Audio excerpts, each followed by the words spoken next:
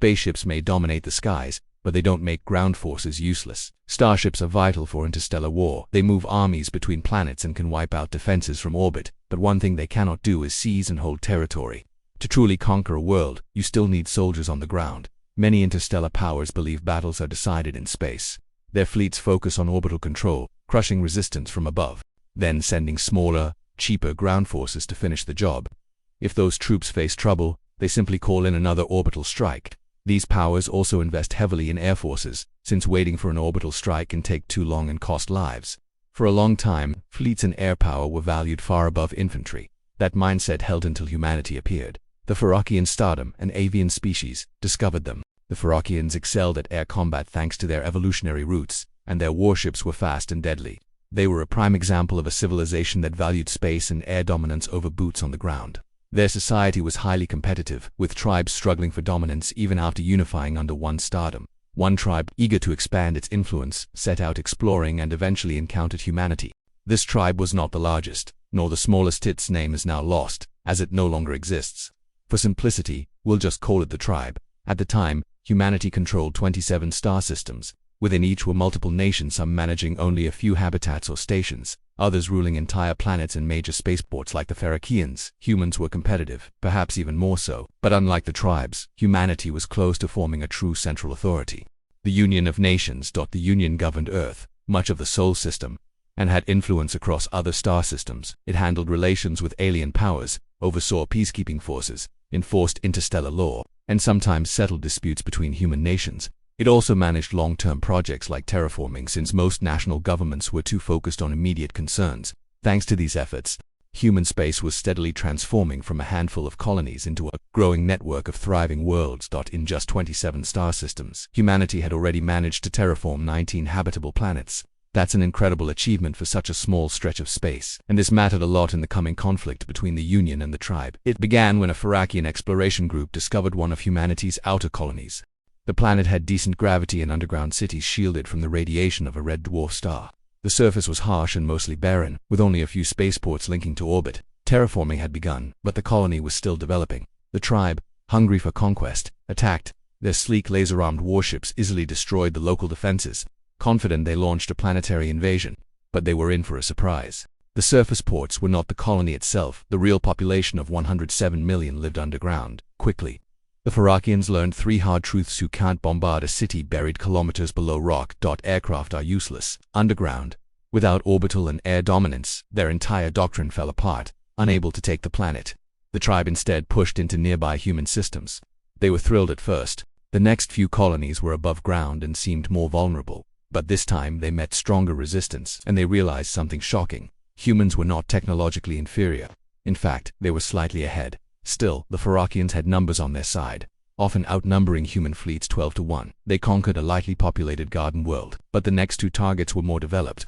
Human commanders fought cleverly, luring Farrakian ships into the range of planetary defenses, crippling parts of their fleet, but not enough to win orbital control.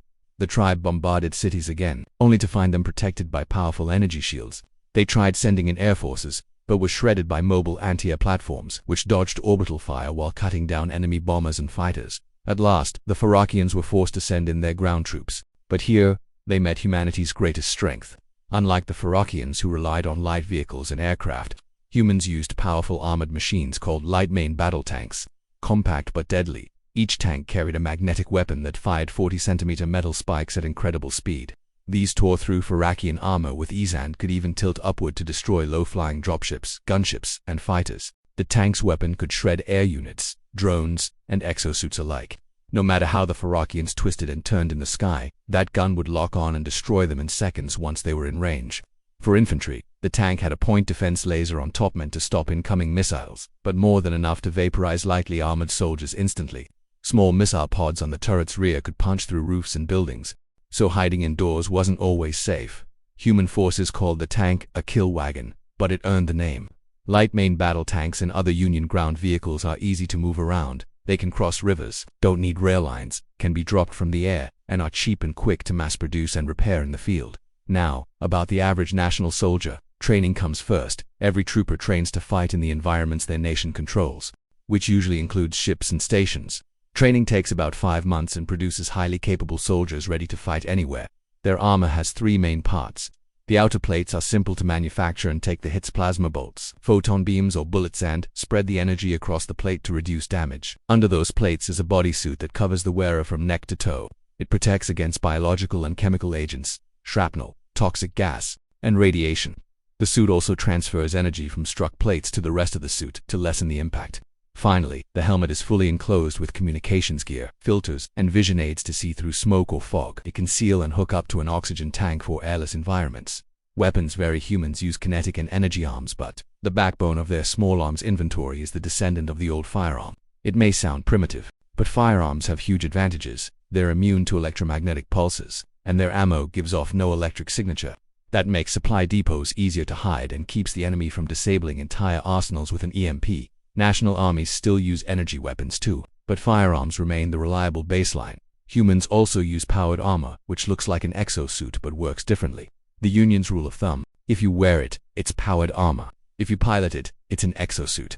Powered armor lets you keep moving even if it runs out of power. Exosuits, which are essentially small vehicles, don't if their systems fail. The pilot is in trouble. Exosuits usually carry heavy weapons that would otherwise need a crew.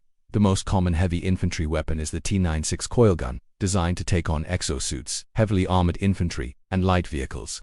The MA-87 Magnetic Express was built to mow down lightly armored infantry. When the Farrakians fought human ground forces, the results were brutal and not always in the Farrakians' favor. The two planets the tribe had assaulted eventually fell back to the humans. As more human systems were exposed, the Farrakian fleet had to split up to cover them, which eroded their numerical advantage in space. With the tribe spread thin, human ground defenses only grew stronger. That's when the Union launched a counteroffensive. The first world they reclaimed was Slavia, where the Union's international peacemaking force struck. The fleet jumped into the system and hid its warp signature behind a gas giant's gravity well. Then they attacked the Farrakian strike group orbiting the planet, while ground forces held on long enough for reinforcements to arrive. The tribe sent a battle group to intercept it. Still had a 2-to-1 advantage and felt confident. What they didn't notice was that the visible human fleet was just bait.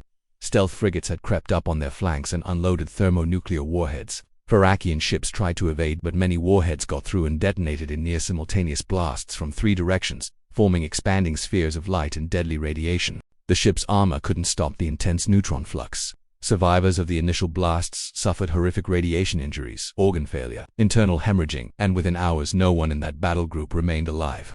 Those killed instantly were, grimly, the luckier ones. When Union reinforcements hit Slavia, they brought gear that national units usually can't afford in large numbers, things like personal electron shields. These shields use magnetic fields to shape swarms of electrons into tiny nets that weaken photon beams and plasma bolts by up to about 40%.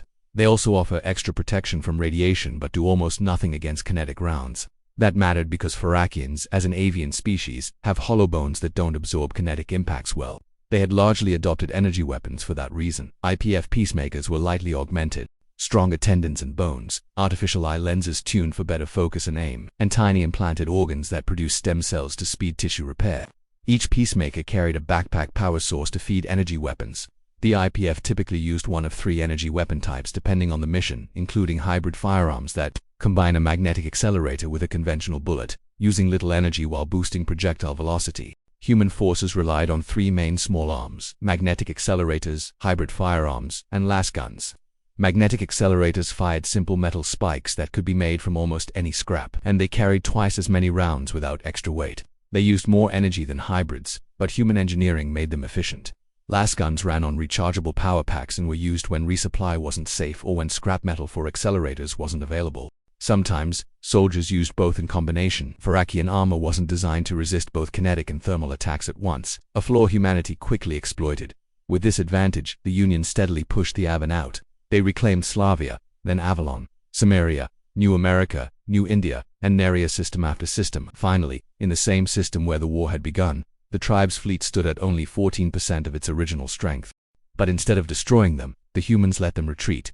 The tribe limped home, spreading tales of their defeat at humanity's hands. This shattered the myth of Farrakian superiority, a myth every tribe had used to keep conquered species in line. The Star Queen of the Farrakian tribes, fearing rebellion, ordered a new invasion of human space. But before she could act, humanity struck first. Unbeknownst to the tribe, some of their surviving ships carried hidden FTL transponders planted by the Union. Through them, humans discovered the location of the Farrakian capital. They opened a wormhole, sending half their massive fleet into the heart of the Stardom. The system was isolated, and elite human operatives slipped onto the capital world. Quietly, they assassinated the Star Queen and her entire bloodline. Then they left a chilling message, written in royal blood. We, the tribe, will take our rightful place as rulers of the stardom of Farrakian tribes, accept our authority or face our might. After staging a fake invasion to cover their escape, the humans withdrew. The other tribes, however, saw through the deception. To them it looked like the tribe had orchestrated the Queen's murder to seize control. Memories of past dominance made the rest of the stardom furious. The tribe was swiftly dismantled, its people scattered, absorbed, or destroyed. Meanwhile, conquered species across Farrakian space began to resist, quietly aided by humans. The stardom fractured, some tribes abandoned expansion, others collapsed under the pressure. The power struggle over who would replace the Star Queen only worsened their decline. As Farrakian influence crumbled, humanity expanded. They forged alliances, built trade networks, and strengthened ties with other rising powers. All of it had begun with one simple truth. Humans valued their ground forces. Without them, they might have been just another conquered species under Farrakian rule.